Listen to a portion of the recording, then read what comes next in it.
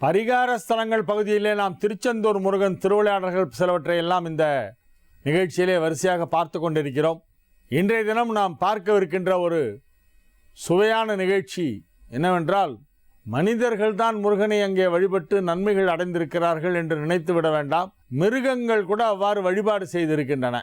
அது ஏதோ பூர்வ ஜென்ம வாசனையா, பூர்வ ஜென்ம தொடர்ச்சியா, பூர்வ ஜென்மத்திலே ஏற்பட்ட ஏதேனும் நிகழ்ச்சியின் தொடர்ச்சியாக நடைபெற்று கொண்டிருக்கிறதா என்று தெரியாது. நிறைய கோயில்களிலே அதுபோல விலங்குகளெல்லாம் வந்து வழிபட்டு இருப்பதை நாம் புராண கதைகளிலே பார்க்கிறோம்.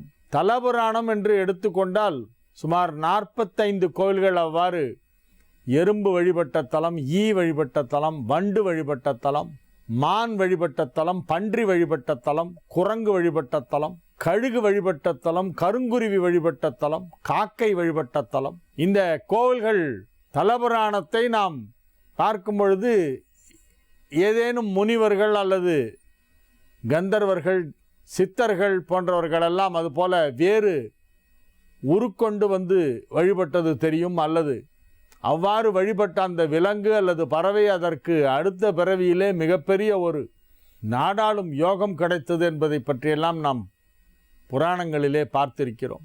கழுகு வழிபட்ட தலம் திருக்கழுகுன்றம் என்று அழைக்கப்படுகிறது.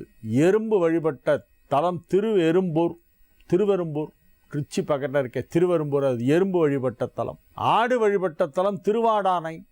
குரங்கு வழிபட்ட இடம் குரங்கணில் முட்டம், குரங்கு அணில் எல்லாம் வழிபட்ட இடம் அது திரு ஆனைக்கா. இப்படி நிறைய தலங்கள் விலங்குகளால் வழிபடப்பட்ட தலங்களாக விளங்குகின்றன. அந்த வரிசையிலும் திருச்செந்தூருக்கு ஒரு முக்கியத்துவம் இருக்கிறது. திருச்செந்தூரில் ஒரு எருமை மாடு தினசரி கோவிலை சுற்றி வருமா. அதை சில பக்தர்களெல்லாம் அங்கே இருப்பவர்கள்லாம், பாரு அந்த எருமை மாடு பாரு, தினம் கோவிலை வந்து சுற்றுது, அதுக்கு எவ்வளோ பக்தி பாரு அப்படின்னு பேசுவாங்க.